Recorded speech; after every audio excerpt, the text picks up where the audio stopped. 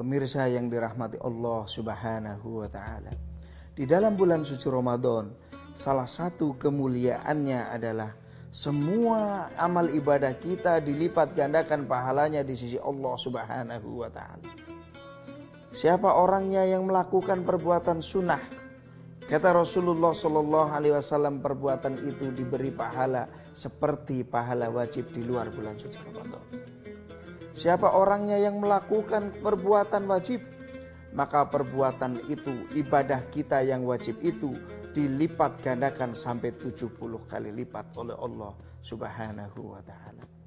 Ini benar-benar lumbung ibadah bagi kita, lumbung pahala bagi kita kalau memang kita mau mengerti, kalau memang kita mau memaksimalkan apa yang terkandung di dalam bulan suci Ramadan.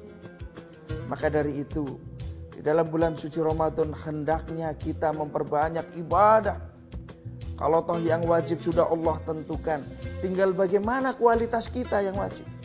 Sholat yang biasanya di luar bulan suci Ramadan kita sholatnya sendirian, maka diusahakan di dalam bulan suci Ramadan kita senantiasa sholat dengan berjamaah.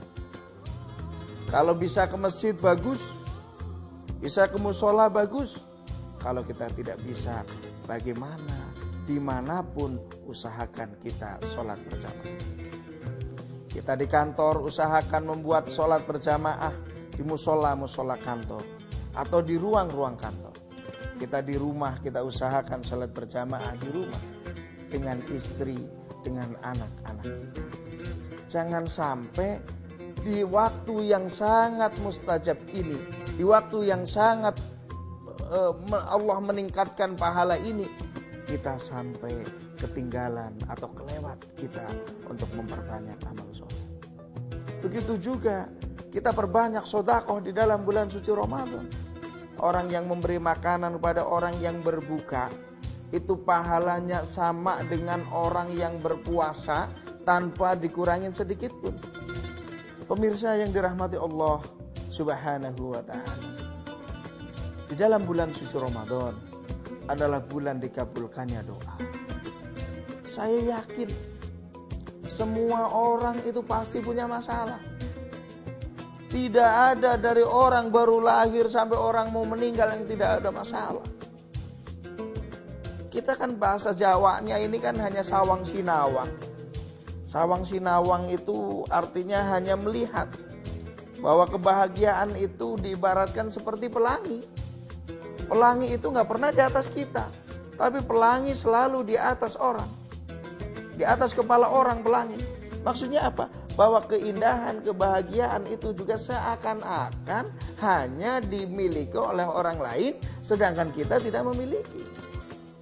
Coba sering kita melihat, sering kita mendengar keluhan-keluhan orang. Ada orang berlomba-lomba untuk menjadi pegawai negeri. Tapi kita juga sering mendengar kalau pegawai negeri itu juga lebih senang untuk menjadi swasta. Ada orang berlomba-lomba ingin mencari pekerjaan, tapi ternyata orang yang bekerja pun kadang mengatakan lebih enakan wira swasta daripada bekerja. Ada orang yang dagang, kalau dilihat itu enak, tapi kita sering juga melihat, kita juga sering mendengar bahwa pedagang pun mengeluh, ternyata pedagang pun kalau boleh milih ingin menjadi pegawai atau karyawan. Ini kan menunjukkan bahwa tidak ada orang yang tidak punya masalah di dunia ini. Bayi saja punya masalah. Contohnya bayi nangis. Kenapa nangis? Karena ada masalah. Kalau tidak menangis, kalau tidak ada masalah pasti tidak menangis. Mungkin karena sudah pipis, ibunya terlambat ganti popok, atau sudah lapar atau haus, ibunya belum datang, belum nyuapin. Ini menunjukkan bahwa bayi pun punya masalah. Anak kecil, anak SD sudah punya masalah. Buktinya ada anak SD berantem, ada anak SD nangis, ada anak SD ngambek. Ini kan berarti menunjukkan bahwa anak SD sudah mempunyai masalah. Anak SMP punya masalah, sudah bertambah malah masalahnya anak SMP. Dengan apa? Dengan masa puberitasnya. Yang laki-laki sudah mulai senang dengan yang perempuan. Yang perempuan sudah mulai senang dengan yang laki-laki. Gejolak hati, belum lagi dilarang orang tua. Ini masalah. SMA lebih parah lagi. Kuliah ingin cepat lulus biar bekerja. Tapi ternyata setelah bekerja ini pun mempunyai masalah. Buktinya orang yang bekerja banyak yang keluar. Orang yang sudah bekerja ingin segera nikah. Lalu apakah kalau sudah nikah masalahnya selesai? Tidak. Orang menikah banyak justru masalahnya baru. Masalah tidak punya anak. Setelah punya anak, anaknya jadi masalah lagi. Sampai orang bekerja pengen punya jabatan. Kalau belum punya jabatan rasanya belum tenang. Setelah punya jabatan, banyak yang lagi jabat jadi masalah. Bahkan selesai menjabat justru dikandangkan karena punya masalah. Ini menunjukkan bahwa semua orang punya masalah. Lah bagaimana caranya? Kita kalau punya masalah mengadu sama Allah. Jangan mengadu sama orang yang punya masalah. Contohnya orang yang punya masalah apa? Paranormal.